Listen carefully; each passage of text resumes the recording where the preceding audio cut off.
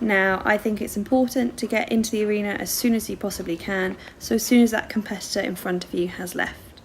Remy can be quite spooky indoors, especially with lots of big banners, big letters, but no more so than any other horse. Today I chose to give him a canter round, as I find that relaxes us both a lot more. We just had a little trot before the bell goes, and now I'm thinking about going down that centre line. It's at this point when I can get quite tense, so I'm focusing on making a nice smooth turn around the corner onto the centre line and looking straight down all the way past the judge's box. Now Remy knows the drill with these prelim tests. He knows you go all the way down without stopping, and as a result it can become a bit rushed and a bit on the forehand, but I try and encourage a nice smooth turn around the corner. I now start to prepare for the 15-metre circle. I'm visualising the size and shape of the circle. I pick 4 points, one of them being the 3/4 line opposite R, and I ride to those. Turning your shoulders as well helps to influence the direction of the horse.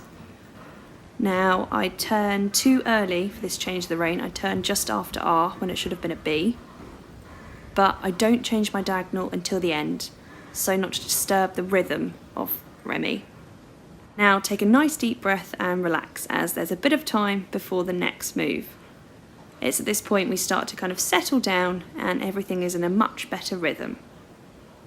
At P there's another 15-metre circle, so exactly the same principles as before, picking the 4 points of the circle and making sure it's nice and even. This one is actually a lot better this way.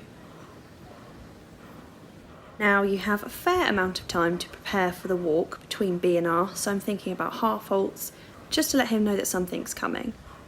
He was a little against my hand there, and I kind of play about with him a bit too much here on the half 20-metre circle between R and S.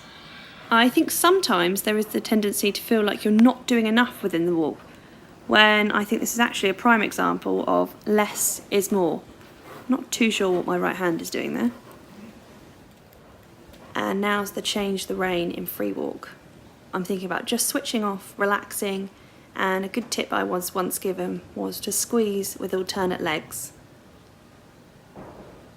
You can't see it from this angle, but he did do a reasonably good stretch as well.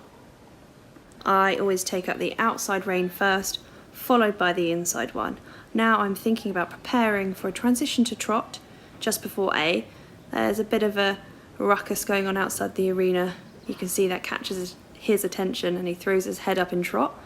It's straight onto a 20-metre circle at A with a transition to canter over X. He's just a bit tense here though. That was very stilted into canter. And this is very in my hands, very on the forehand. We've not quite got the right bend here. He's looking to the outside, which isn't ideal as you prepare for a right 20-metre circle. Dreadful size. I think that's 1, 2, 3 strides down the long side, and we fall into trot. Changing the rein straight at E. We've gone into driving cob mode. Yeah, he's not really with me here at all, but I try my best to get him round my inside leg on this circle with another transition to canter over X, and that was a lot smoother. Beginning to settle down a little bit more. Now if he does fall onto the forehand like he is, I sit up, I use every ounce of core strength that I have. I also lift my hands and I do not let him pull me down. The canter does need to be more uphill here, but sometimes you do just have to work with what you've got. I'm now thinking about preparation for the transition. Falls a little bit into trot again. Now I'm thinking we've got a stretchy circle coming up now. Please relax, so I switch everything off. Give him a nice long rein contact, and this is actually a reasonably good stretch for him, especially considering he'd been pretty tense up until this moment. Again, we pick up the outside rein contact first, followed by the inside one, and then it's back onto thinking about making a nice smooth turn down onto the centre line. Now that was better than our initial turn, and this centre line is a lot better as well. He's a lot more relaxed, it's not as wobbly, and thinking about doing a good halt transition at G. Now I see this as halt, cheesy grin to the judge, salute, and big pats.